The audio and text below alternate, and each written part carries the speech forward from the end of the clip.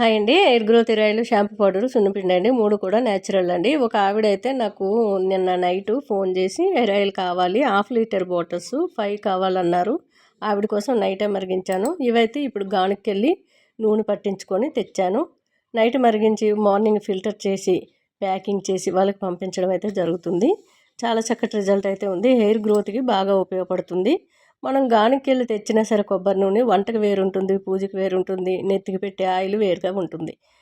కొబ్బరి అనేది తిక్కుగా డార్క్ కలర్ లేకుండా మనకి లైట్గా ఉన్నట్లయితే ఆ కొబ్బరితోని మనం పట్టించుకున్నట్లయితే జుట్టుకి మంచి రిజల్ట్ అనేది ఉంటుంది.